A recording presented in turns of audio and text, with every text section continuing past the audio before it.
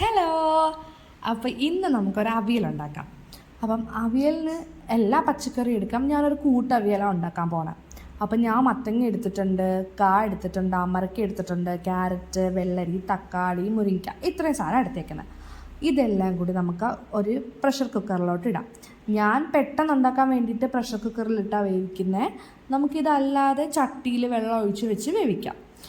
ഇതെല്ലാം നമ്മൾ കുക്കറിലോട്ട് ഇട്ട് കഴിഞ്ഞതിന് ശേഷം ആവശ്യത്തിനുള്ള വെള്ളം ഒഴിക്കുക കുക്കറിലോട്ട്. എന്നിട്ട് നമുക്ക് കുറച്ച് ഉപ്പ് ചേർക്കാം ഇതിനകത്തോട്ടേക്ക്.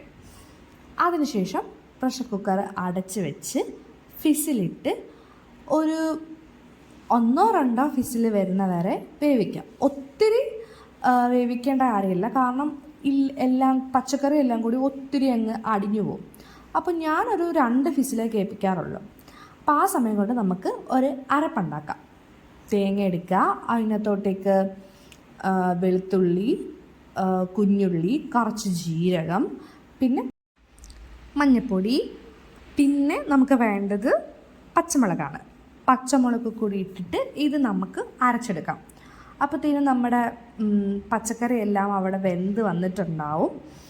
അപ്പം നമുക്ക് ഈ പച്ചക്കറി എല്ലാം ഒരു ചട്ടിയിലോട്ട് മാറ്റാം. അതിൽ നിന്നുള്ള വെള്ളം ഉൾപ്പെടെ നമുക്ക് ചട്ടിയിലോട്ട് മാറ്റാം, അതിന് പ്രശ്നമൊന്നുമില്ല.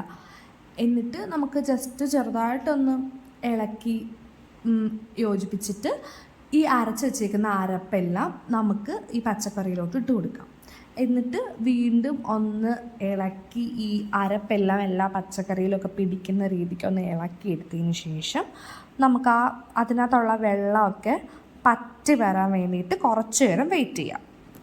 ആ സമയം കൊണ്ട് നമുക്ക് കടുക് പൊട്ടിക്കാനുള്ള സാധനങ്ങൾ നോക്കാം. ആദ്യം എണ്ണ ഒഴിക്കുക.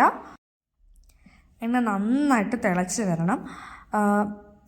ഈ ചട്ടിക്കകത്ത് വെള്ളമൊന്നും പാടില്ല, അത് എല്ലാവർക്കും അറിയാമല്ലോ. എണ്ണ നന്നായിട്ട് തിളച്ച് വരുമ്പോഴത്തേക്കും നമുക്ക് അതിനകത്തോട്ട് കടുകിടാം. കടുകെല്ലാം നല്ലപോലെ പൊട്ടണം. കടുക് പൊട്ടിയതിന് ശേഷം മാത്രം നമ്മൾ നെക്സ്റ്റ് സാധനം ചേർക്കും. അടുത്തതായിട്ട് കുഞ്ഞുള്ളി ഇട്ടിട്ടുണ്ട്, പിന്നെ കുറച്ച് കറിവേപ്പില, പിന്നെ വേണ്ടത് വറ്റൽമുളകാണ്. ഇത്രയും നന്നായിട്ട് മൂപ്പിച്ചതിന് ശേഷം നമുക്കിത് ഈ അവിയലിലോട്ട് ഒഴിക്കാം. എന്നിട്ട് ജസ്റ്റ് എല്ലാം കൂടി ഒന്ന് ഇളക്കി യോജിപ്പിച്ചാൽ മതി. അപ്പോഴത്തേനും നമ്മുടെ അവിയൽ റെഡി ആയിട്ടുണ്ട്. ഇത് ഭയങ്കര സിമ്പിളാണ് ഉണ്ടാക്കാൻ വേണ്ടിയിട്ട്. അപ്പോൾ എല്ലാവരും ട്രൈ ചെയ്ത് നോക്കണം കേട്ടോ.